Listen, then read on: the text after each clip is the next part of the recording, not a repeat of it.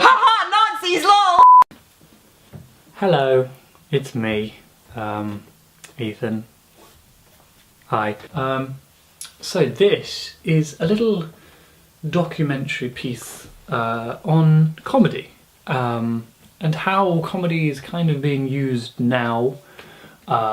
It's going to cover things like things you can and can't joke about, people's opinions on certain aspects of comedy, and we're just going to kind of see what different people with different backgrounds think of different things. So there will be women and men and professors and gays and people that are in the comedy industry and people that just observe it. So yeah, I mean, unfortunately, I'm just going to put this out there, you won't see any black or ethnic minority people in this. Now I want to address this now. I don't really know a lot of people from that background. I come from the West Country. It's quite white there. I mean, it's very green there actually. It's a lot of green. But I don't really know a lot of those people. And I'm not just going to be like, hey, you're Indian. Come and talk to me about your Indianness. You know? Are you annoyed that people think that chicken tikka masala is actually Indian? Does that annoy you? Does that offend you? No. So, you've basically got a group of white people talking about white stuff and non-white stuff. So this video in itself is probably racist. Sorry. And yeah, let's have a great fucking time. So, it's 2018. The President of the United States is an accused rapist and general shithead. All your favourite celebrities are either dying or getting sexually abused. So yeah, it's not great. But the one thing we can do is take the piss out of it. Right? Now let's start with a little game. It's called I'll read out some jokes of varying daringness. I'd like you to rank them in order of funniest to least funny. It's catchy, I know, I couldn't think of anything better. Order these jokes, rank these jokes, rank jokes. This is a game you can play too. Just comment your order and then we'll see how it matches up with the interviewees, you know? Interaction. You're involved, I'm involved, we're all involved. One big, happy fucking family. Two hunters are out in the woods. One of them collapses. He's not breathing and his eyes are glazed. So his friend calls 911. Please, can you help my friend? He's collapsed, he's not breathing. What can I do? The operator replies, calm down, sir. Calm down. I can help. First, make sure that he is actually dead. There's a silence. Then a loud bang. Back on the phone, the guy says, okay, now what?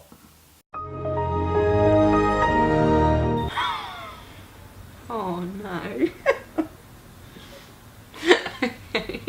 Oh. Is that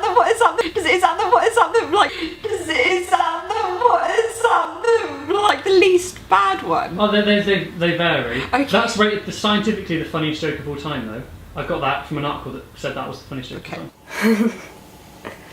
It is funny, yeah. I appreciate it. Two fish are in a tank.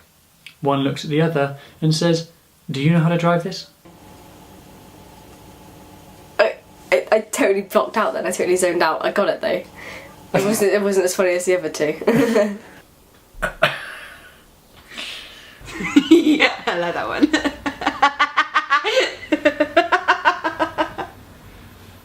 I like it because it's animals. Yeah. Some mornings I wake up bitchy. Other mornings I let her sleep.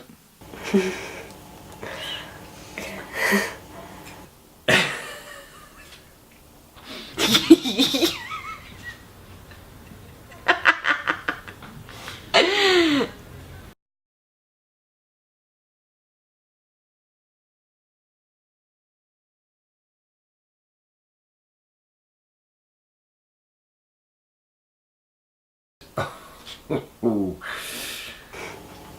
Have they?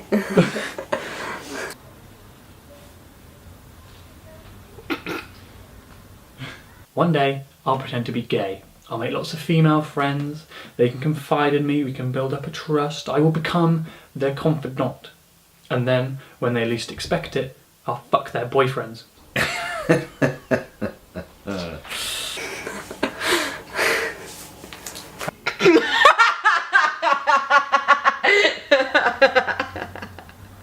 That just sounds like it's coming from you.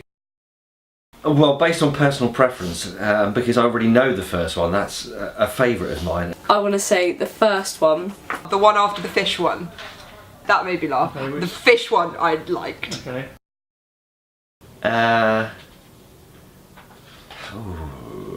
The least funny. Well, they're all funny, but I suppose the wake up bitchy.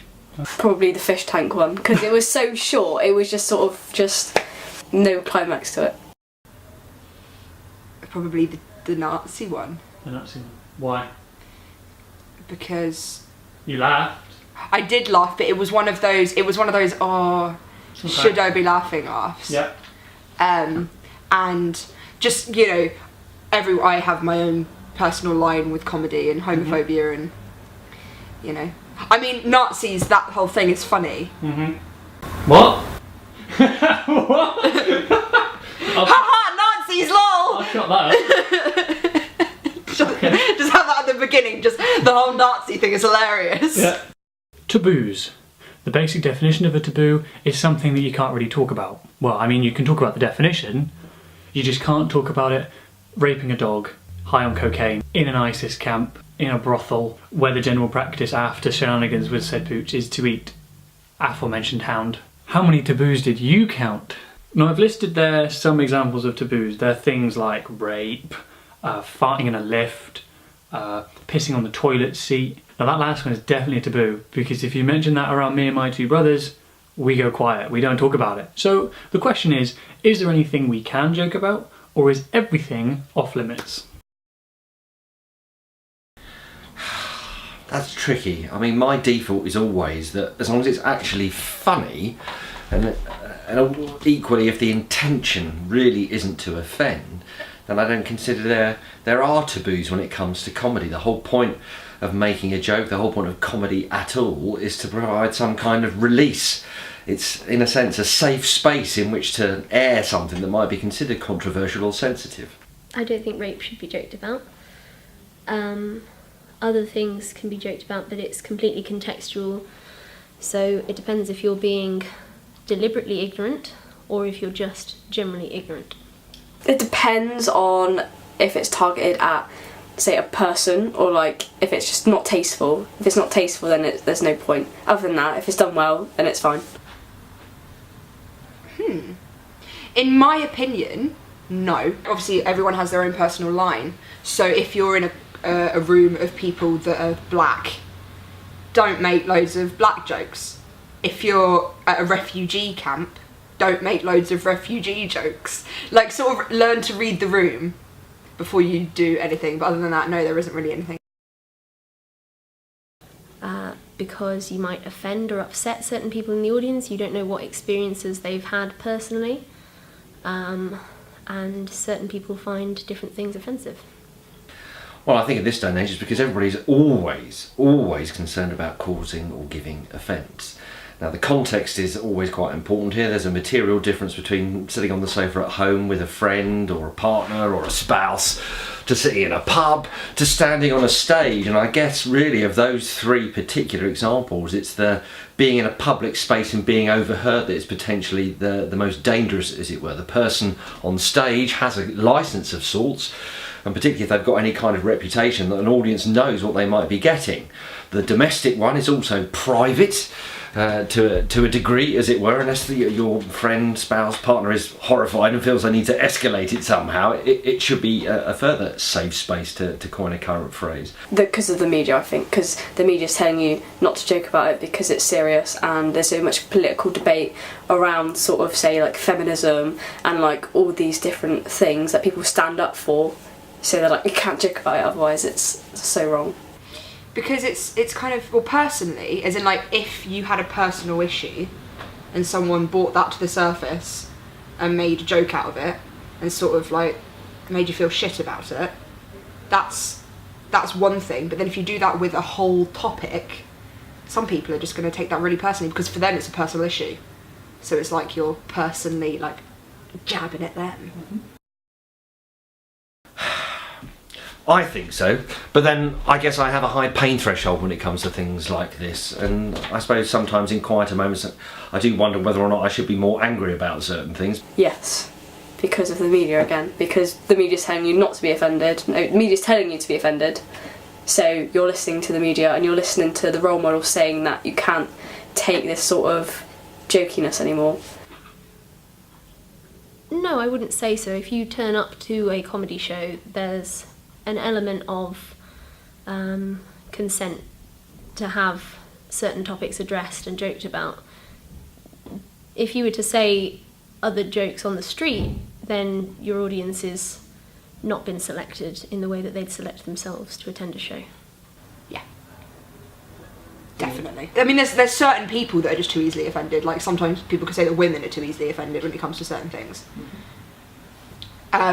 I don't really know specifically why, but I've definitely noticed, especially being in comedy myself, that a lot of people do get very easily offended. But then you also have to look at it and think, there's a reason that they were offended, maybe don't offend them. No. Well, it depends if you're laughing at or if you're making a valid point that everyone can identify with and go, oh yeah, that's true, that's funny. Or if you're just laying into a certain group of people, that's not okay. Again, context is everything, but I think hopefully we're long past the stage of just making a random comment based on somebody's physical appearance for the sake of a joke. But then again, if it's all about context and relationships, and it's sort of knowing, based on either of those things, what you feel you can say on any given day, whether that's to do with somebody's weight, height, whether they wear glasses. I mean, obviously on the more extreme end of the spectrum, it's perhaps whether somebody has an overt physical disability, which I think there is a sort of a benchmark there that in this day and age you just don't go there. It's schadenfreude, it's laughing at somebody else's misfortune, and I think you have to exercise some kind of judgment there. And I think increasingly, again, it's a sign of the times that I think now I'm certainly a lot more cautious than I would ever have been in terms of what I say. No, because I think they should be able to. I think if you're so sort of high up, you can laugh at yourself because you've got that power over people. Like maybe if you're the smallest person in the group, you don't like to be laughed at because you haven't got that sense of ego again, like with you. No, I don't think so. Once again, it comes down to the line. It really depends. I think everyone can be laughed at.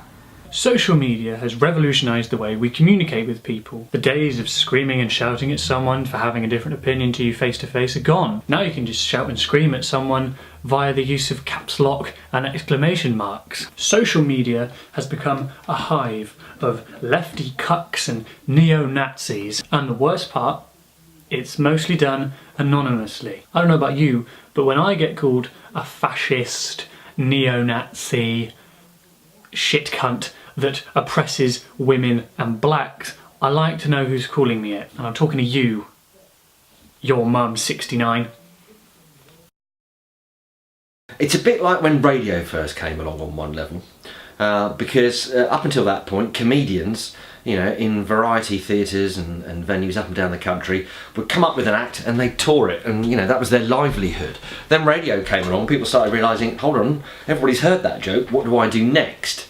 So if you then sort of extrapolate that and flash forward to the 21st century, on a sort of commercial level there's an issue with social media, because there's something to do with artistic integrity, copyright and that kind of. Once something's been said and it's out there and you repeat it perhaps within a commercial setting, you might be potentially, you know, harming your own reputation. Well, everybody knows that one. Oh, that was on Twitter last night, and that kind of thing. I think the more important thing about social media is to do with audience response and reaction So we now know, of course, that in any given comic situation, if you go to see whoever it is in a local venue, in a stadium, even on television, you know, the instant response, it's not about just applause or oohs and ahs when something sensitive is said. Somebody will be sitting there, they're offended or they take offence from something that the performer has said, and 9 times out of 10 these days somebody will be moved to make it, you know, currently sitting here, Frankie Boles just said this, can't believe he said that.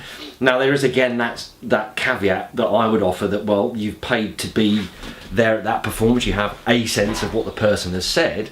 But I think it's much more fluid these days, and it's a case of how much those social media comments are picked up, retweets, then perhaps come to the attention of the established press. So the next morning you get this Twitter feud, or you know, Twitter frenzy over comedian's comment to do with, I don't know, obesity and that kind of thing. So I think social media actually makes it harder for comedians. I think if you've taken on that career, as it were, you've got to have a thick skin. But you can't deny an audience a reaction. So that thing about, you know, I had no intention to offend and I made the context clear, it can still be the case that somebody sits there and puts their hands up and say, sorry, I'm deeply offended. So I think it's quite a tricky territory to navigate these days. But again, the default is we never make a joke about anything, and then the world's a poorer place. I don't know if it would be better or worse.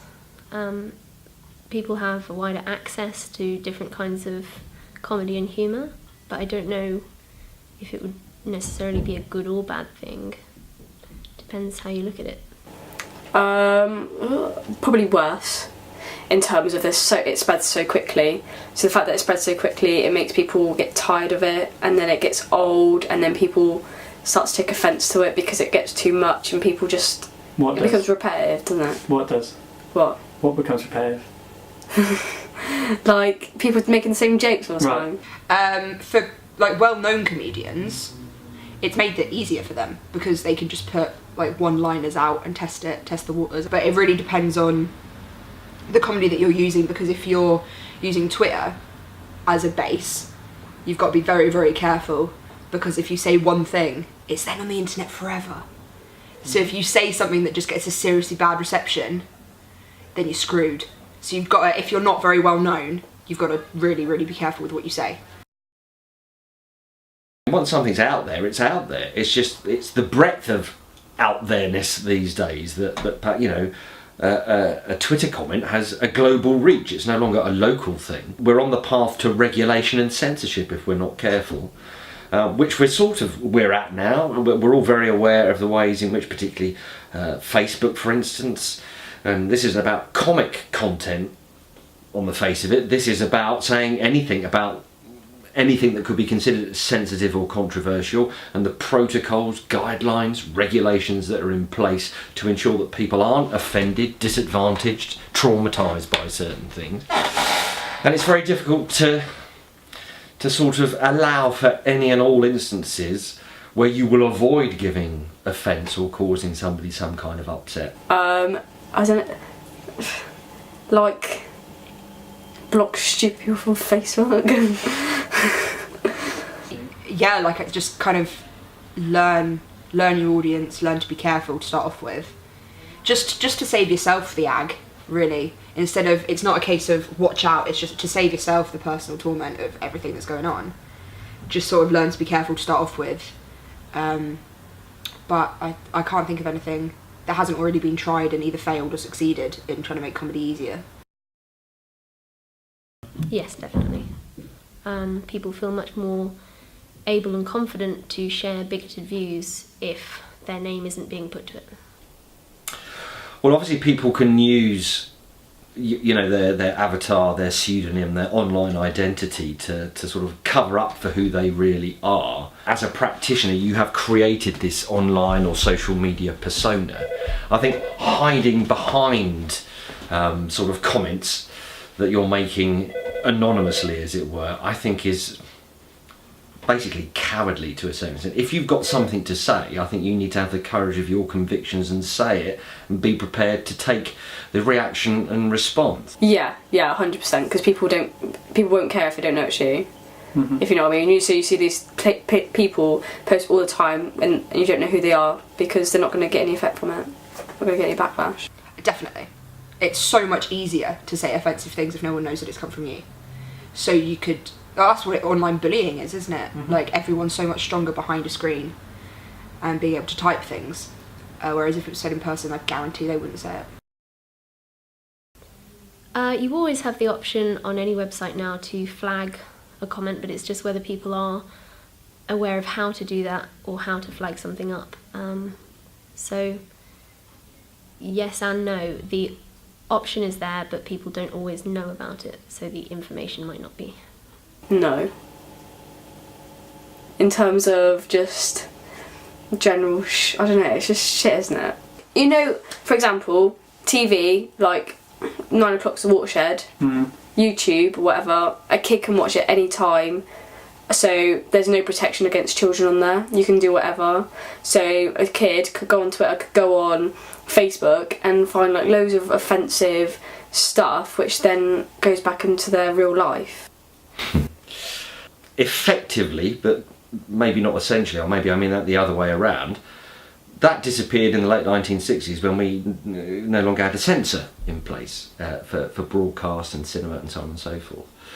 But of course, if you stand still long enough, things come back round again, and in an age of social media, which is, you know, has the broadest possible reach in the 21st century, it's harder to regulate those things. Everybody can use VPNs these days, so there's no direct link between me sitting at home on my computer saying something, millions of people taking offence, and an attempt therefore to try and track me down or find out who I am, because people who know what they're doing can continually shift their online identities to the point where it's literally impossible to sort of offer a direct response. The resources involved in trying to properly police, as it were, or regulate the internet are vast. Definitely not when it comes to policing social media, because it's such a big thing. There's so much out there. No one can fully have control over the internet. And there are so many kids that are just being kind of like bullied, and there's lots going on out there that can just be harmful to them, and there isn't anything you can do. Like as a parent and having a kid, you can police what they do specifically, but not one person can police everything. Playing a character can provide you with a shield to protect you from the PC mob that are baying for blood. Celebrated pieces of work like Borat, Come Fly With Me and Little Britain were brilliant in their day and revolutionary, but probably wouldn't get made today, and even the creators of the last two, Come Fly With Me and Little Britain, have even said that themselves. Blackface, drag queens, racial stereotyping can all be performed under the guise of character. But is that okay? Yes, because as a character you're playing something else, so you feel more comfortable playing it because you're not going to get the backlash, the character's going to get the backlash, so it doesn't feel as sensitive to you.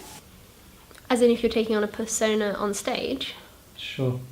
if you make that clear to the audience in the first place that you're playing a certain role and your posture changes, your attitude, your voice maybe, then yeah, I think certain stereotypes can get away with saying more about a certain group because you've got those innate biases. As the performer, yes.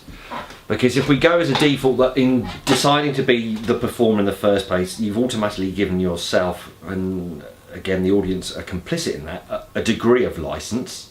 We know what a performance is, and again with the comic frame we understand perhaps the style of humour that somebody's going to use. And I guess personally having a persona enables the performer themselves to feel that they can say things that perhaps they wouldn't be likely to have said. Now, it's a bit like putting on a mask. You know, the minute you put on a mask, suddenly inhibitions have gone and you feel freer, whether that's physically, whether that's verbally. So I think once you've taken on or you've created a persona and you start using it, it empowers you and it gives you a further license to perhaps express yourself in a way that you wouldn't normally. Yeah. Why? Yeah. Personally, I find that if I'm playing a character, then it's that character that the people either love or they hate. And you'll find that in TV and film and on theatre as well, you'll come away, and the more, if it's an evil villain, the more you hate that character, the better that actor's done. And I think as a character you can definitely get away with a lot more. You can say a lot more, because especially if it's theatre, people will be like, oh, it's just written in the script that he's a racist homophobe. I think that's contextual. Depends if you're being derogatory when you're doing it, or if you're using it for a purpose. A pantomime dame would be, yeah, I'd say. I don't really see an issue there. If you were going in drag and then taking the piss out of drag queens or something, that's a bit more on the bone, because it's not necessarily the kind of image you want to portray. Well, personally, no. It's either, for me, it's almost philosophical at this, or metaphysical, philosophical at this stage. Either everything's an issue or nothing is.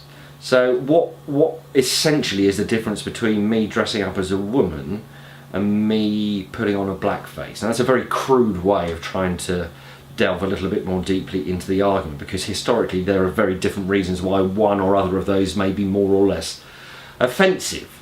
If there is a deliberate intention to offend, but the reason for offending is to provoke some kind of wider debate, to address the issue seriously, even though the provocation is a comic one, then I think we have a grey area, as it were.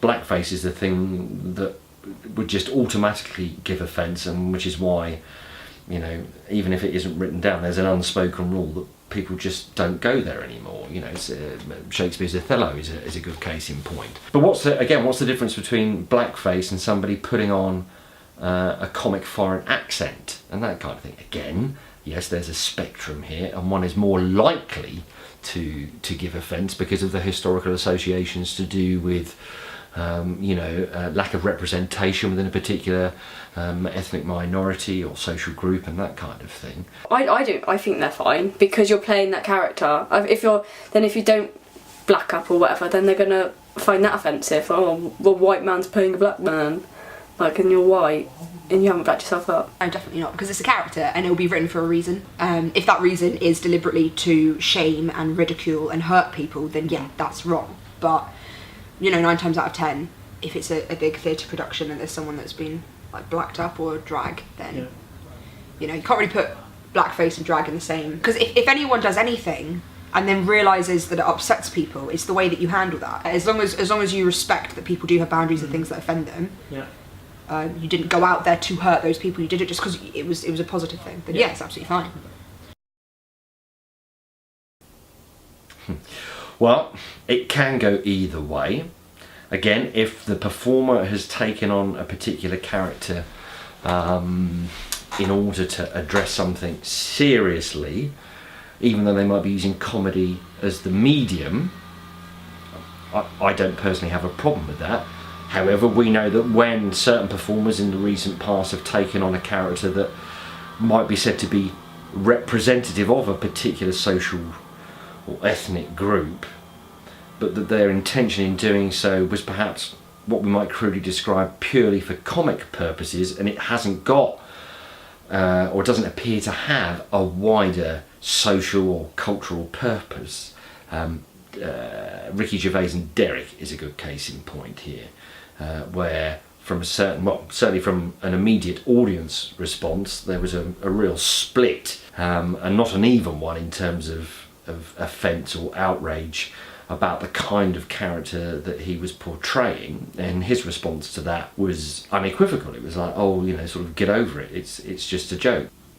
I'd say reinforce, because mostly if you take on a character, you stick to a stereotype, and stereotypes have certain innate things associated with them, which would then reinforce that stereotype. Oh, it kind of depends on the stereotypes, I guess.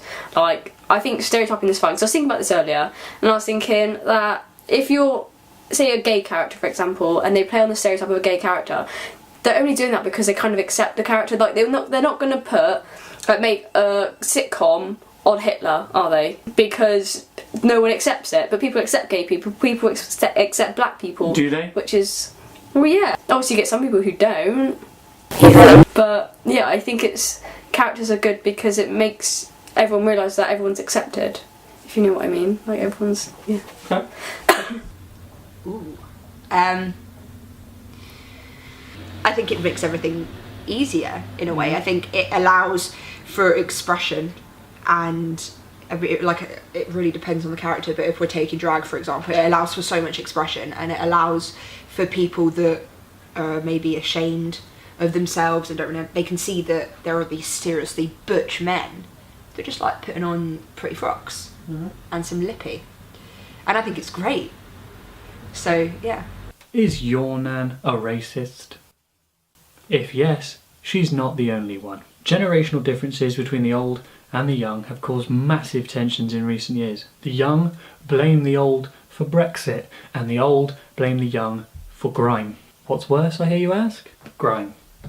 Grime's worse. I say, fuck the free market if it gets rid of grime. So, should we be okay with pensioner racists? And do young people being young, stupid and naive really matter?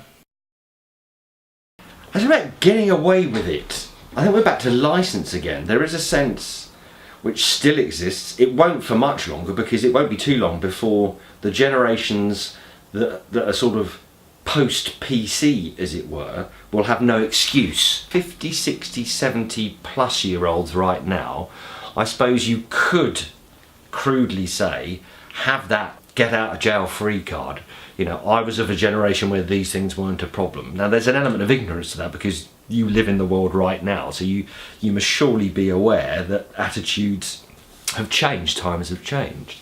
But there is perhaps sometimes it's that thing about, you know, saying without thinking. Your automatic response is based on a lifetime of cultural assumptions and behaviour that was inherited from your own parents, from other family members, from the media of those previous periods.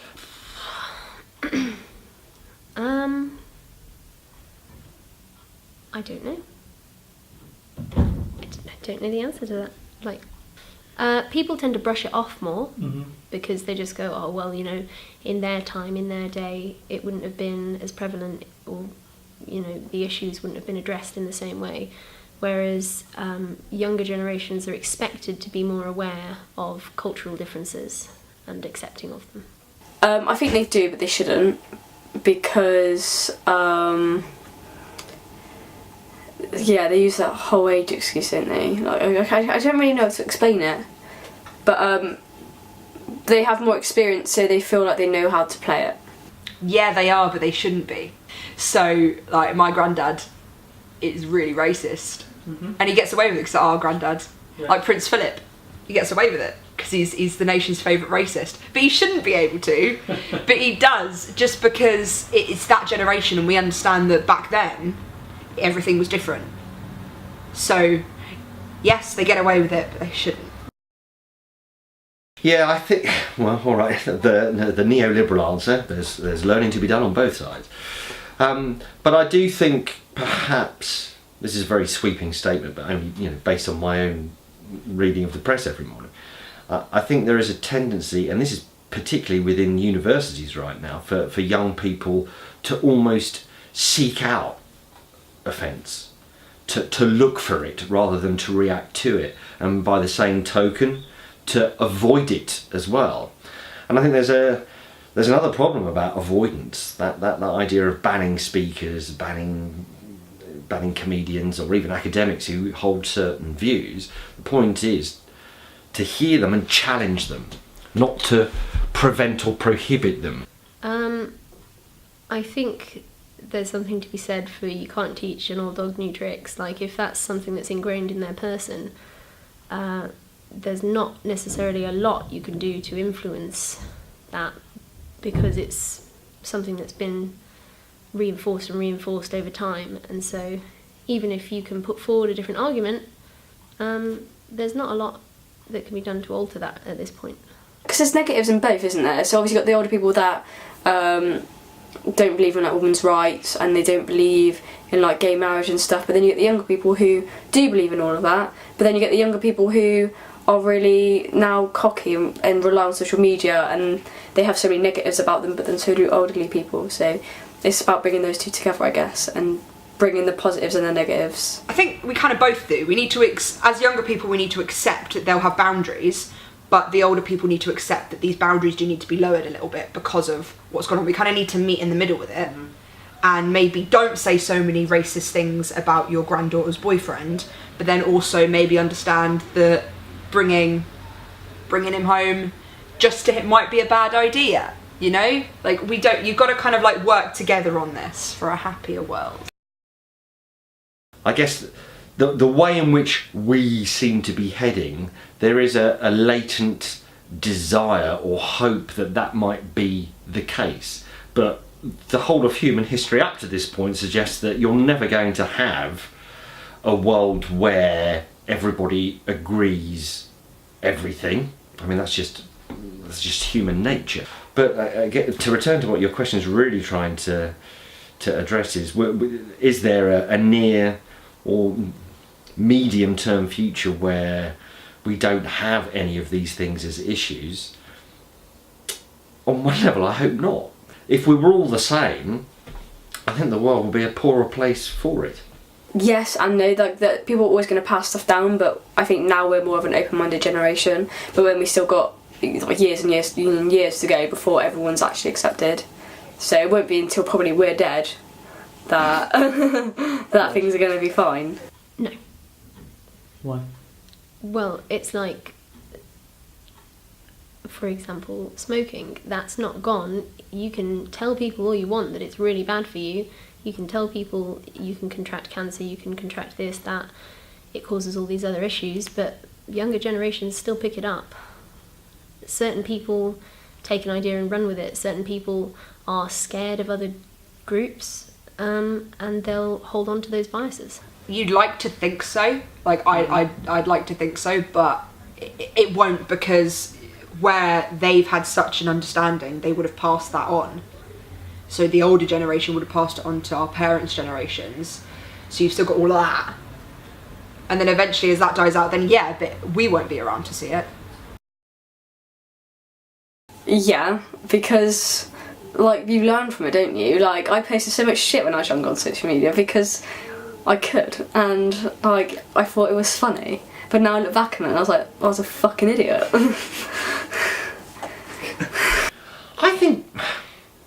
I think it has to be, in all fairness. We can't have it both ways. You know, if somebody has effectively and demonstrably altered their behaviour in that intervening period, I think it's kind of unfair to go back and say, you know, when you were 16, 17, you did this post on Facebook or Instagram or whatever social, Snap, whatever the platform was, that you're held to account for it once you are in a, let us say, a position of authority or power, for instance. How far back do you go?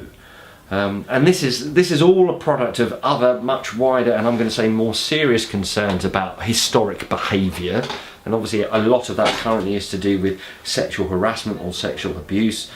And everything is connected to everything else, and we're talking about saying things in public spheres. So these things are sort of, whether we like it or not, inextricably linked. So that kind of behaviour is sort of pervasive these days. You know, it's not quite a witch hunt, but there is that sense that, you know, after a certain period of time, if and particularly if there is either an element of contrition or demonstrable altering in the individual's behaviour, unless there's something criminal attached to it somehow that wasn't picked up on at the time, and that's an issue. There is a statute of limitations, as it were. How far back do you go to call someone to account, given what they're doing now, which is completely different to the person they were when they were younger? And I think that element of youth is really important. You know, this is, you know, particularly if it's a teenage thing, that's when, you know, as human beings, we are going through the most massive biological, psychological, emotional changes. And part of what makes you the person you will become is making those mistakes, understanding them, and perhaps, again, to put it crudely, correcting them if necessary. If there's something and you're not sure you should be saying it in the first place, you need to educate yourself. Like, maybe you've not been given access to that kind of education, or you've had certain family members press issues on you that aren't necessarily generally acceptable. But it's a case of whether you've blindly listened to that and then taken it onto social media platforms, or if you've gone, hang on a second, maybe I should try and see the other side. I think that speaks volumes about a person. They should go, this is something that my family pushed on me, or this is a view that I held at the time and I can see now that it was misguided. It's definitely a factor, depends what it is. Like if you stab someone in the jugular when you were young, you can't claim, oh, I was young and foolish. Like, no. So if you look at the bloke that was on I'm a Celebrity, Get Me Out of Here, what he did, it was fine. He was obviously trying to approach a young girl, but he was young as well. It wasn't like he was doing it at his age where he was legal. He was doing it when he was young as well. So I don't understand why it was such a big deal, because at the time he was young. Finally, I asked some general questions. These questions, fucking itchy chin, man. Finally,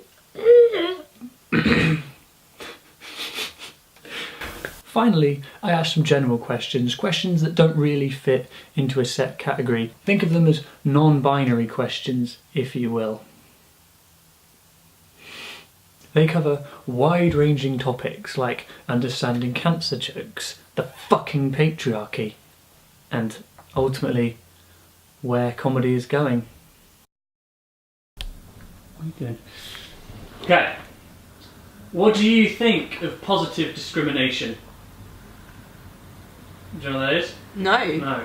So you can only apply for this job if you are black or of ethnic minority, or... Oh, yeah, okay. I mean, I think I don't necessarily have an opinion of it, because it's kind of like when you're looking for a job, if someone's looking for someone, they need a specific person to have a specific... One more time. You need a specific person to have a specific set of skills. I think it's absolutely fine, because when you say you were hiring someone for a job, you need a specific person. Someone will go out and they say, we need someone with tech skills, we need someone who's able to work Word. That's kind of, it's the same thing in a way, and it's, I guess the way they're going about it is wrong, but like it's kind of just get over it and accept it. Like there's just such bigger problems in the world. Go and find a job where you're not black and they want to hire white people. Like you'll be fine. Well, on one level, positive discrimination shouldn't need to exist. You know, I think there was a photograph recently about of all the MPs in Westminster, and it was, you know, spot the woman and spot the black person, for instance. And again, there is overwhelming underrepresentation in certain areas of our society. In this day and age, that's something we cannot continue to ignore, because we live in multicultural is a word I hate, but for good reasons. You know, that we live in a very mixed society. And if we're governed by a certain amount of people, that should be as reflective as possible as of the wider population. I don't think that should be enforced. I think that jobs should be open for anyone to apply to, and it should just be the case that the best candidate gets it. It doesn't... Your race and ethnicity or gender or preference shouldn't affect a job, but certain people are sometimes suited for different things. So it depends what they're looking for. Do you think that's still racism? If you say you're white, you can't apply for that job, that's still racism, yeah? Because you're still judging someone by their race. Well, I wouldn't necessarily call it a judgment. You're not holding something against that person specifically. You're just trying to broaden your cultural spectrum. So I wouldn't call it... I think it's naive of white people to say, this is racist, this is going against us now, because... You just need to be more open-minded to anyone being involved in things now. I think it's good and it's bad, but then there are so many minorities. Like we come from, like I come from anyway, a family that lives in the country. So when I wanted to work in media, it was really hard. So technically, I was a minority, but I didn't get anything more back, if you know what I mean. So I'm like a hidden person. So I haven't got anything to stand out about me apart from the fact that I'm gay, which is a diversity factor. But it's good in the sense of that it gives everyone a chance. So does that help you, do you think? What, the fact that I'm gay? Yeah, is that a factor? It ticks boxes for companies. Is that a good thing that they should be ticking boxes, though? That's the question. I know, yeah, because I kind of thought, well, they're just picking me because, I'm gay or whatever, like, yeah, can tick this box. So is it a good or bad thing? But It is because people aren't given opportunities if they are like a certain type. Like, it's good and it's bad, but I think if anything they should maybe hide all like the diversity stuff until the end and then massive reveal. Okay. Like stars in their eyes. Yeah. Tonight, Matthew, I'm going to be a lesbian. Two things. One, more women that either feel they can or should be encouraged to pursue said career. And I think secondly, I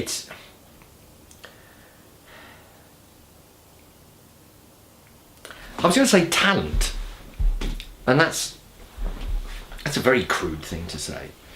And what do I mean in even thinking that? And maybe it's not talent that I mean, it's predilection. So I think it seems to me, given the gender imbalance in comedy, and actually I realise in all of the questions and all of my answers, we've been talking in very basic terms about some of these things. In question and answer, we've sort of spoken about men and women, black and white. We mentioned drag once, but you think about the world today and LGBT, triple T, double A, gender fluid. Seriously, we live in a world where these things are. Our understanding of ourselves is rapidly changing, and I think within that, if we just mean woman as woman, I'm not sure even whether that means anything now. In the wider context. I don't, why aren't there? Is it that it's perceived, like many other areas of our society, sadly, as a male-dominated environment and therefore not one where women should go? Or is it that terrible thing that is saturating the media right now, that a woman feels that perhaps in order to succeed in said sphere, there's got to be some kind of sexual element to it, which is just, it's appalling, it's disheartening. We should be light years away from that, and sadly, as we know much more than we've ever done, that not only has that been more widely the case than perhaps we were prepared to understand, it still is the case, and that's the big issue right now, I think. I mean, I've never accepted that real cliche about, women aren't funny. I think women are funny, and I think a funny woman, to me, is funnier than a funny man. There's nothing funnier than a funny woman. I find that's an attractive quality, but I don't. So on a very crude, basic level, that's about me being attracted to someone, but also it's within a friendship group as well. So it's not about attraction. These are a group of women and others that I like hanging at, my wife's friends, for instance, because they're all very funny and I like being in their company. Probably the only reason why it's a male-dominated industry is because people just find males funnier. Because they just care less, or it's not all about like feminism. Like, so many girls talk about feminism like as a joke, and it's not funny. Like, it really isn't funny. Or they're not dominating enough, if you know what I mean, to take a whole stage on to make everyone laugh. Like, some people are really funny because they are themselves. Like, I find Sarah Millican really funny as a comedian, but it's because she knows how to own like a crowd and own like a stage. But I don't think many women know how to do that. I don't see that a lot can be changed to influence that, because even when female comedians are successful, it's often to do with them taking the piss out of their own gender, or they confront male topics or things that are associated with men, like sex and masturbation and things like that. But aren't those female things too? Females have sex, females masturbate. Yes, but it's the way that they're addressed. It's not so much a celebration of female experience, it's more of a laddish commentary, if that makes sense. I think essentially it is very male dominated, but that is just because there aren't enough women. It's not necessarily that women are bad or anything, it's that more women need to try. We need to go for it, whatever it is. We need to just give it a go. And yes, understand that we could fail, but so could men. But because there are so many men in the comedy industry, if one of them's shit, no one's going to care. But if there's like a load of men on the bill and then one woman, if she's awful, then it's like, oh, she was awful because she's a woman. Like she's not. But say there were a load of women on the bill and then just one guy, it would be like, oh, okay, well it's different. So it's just more women need to be here. We need to be doing it. How can we do that? Just try. Just go for it.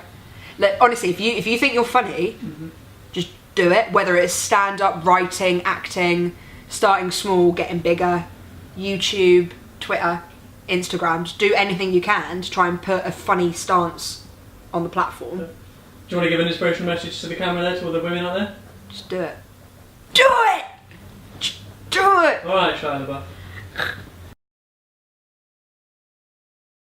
I think people have more need for comedy and entertainment and general joy. Like, people want to laugh, and when things like Brexit and stuff, people that are really passionate about that, you need that escapism to avoid confronting things head on sometimes.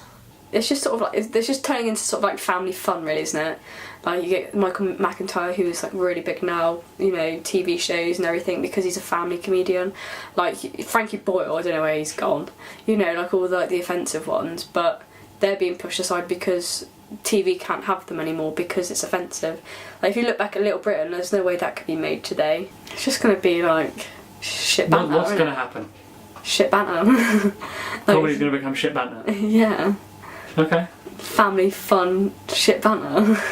Well, I think that's up to us. I'm reasonably confident that, you know, we're not on the long route back to wholesale censorship. Partly because of online, actually. Again, I find myself increasingly, I skim an article in the press and I'm just to get the gist of it, and then I'm automatically going for the comments to see the tenor of the response. And it is the case that people use humour more than anything else to interrogate or to be argumentative.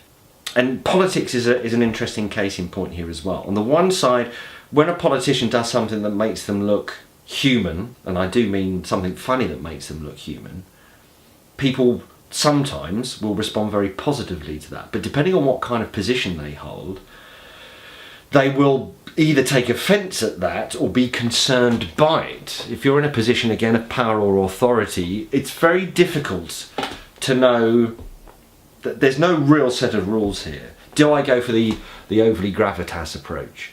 Do I go as the kind of, you know, hey guys, I'm a human being, I can joke about this, hey Brexit, don't worry about it, we'll sort it out kind of thing? Or is it, no, I'm going to be really clear and serious? And I guess another crude example, Trump is a fantastic example of this right now. Trump is obviously seen as a figure of fun, a lord of misrule almost. And obviously there is a group, if not a majority, a significant minority of people in the USA that feel very ambivalent about Trump's presidency. But for all that, we now have the potential for him to go and meet Kim Jong-un in North Korea, which is either the biggest joke of them all, or somehow, bizarrely, that's the only way in which such a meeting could have taken. This is a very crude example, you know, way of understanding global politics right now. He is clearly a man, he was not afraid to speak his mind. He doesn't care at all about giving offence. Now, historically, for a politician, that is something you are super cautious about. You're very careful about, well, unless you're Boris Johnson. Maybe it's something to do with slightly older men of a certain size and hairstyle that allows them to get away with certain things. Maybe that's what you need to be. Maybe that makes it okay. It's on that spectrum of stand-up comedy. The person that's prepared to say something that perhaps either other people won't say, or lots of other people are afraid that somebody might say that because it will offend them. It's definitely starting to become a lot more cautious. So people aren't allowed to just say what they want anymore. Is that good or bad? It's a bad thing in a way, because sometimes the best kind of humour can come from just speaking your mind. But because everyone's got a problem with every little thing now, you can't.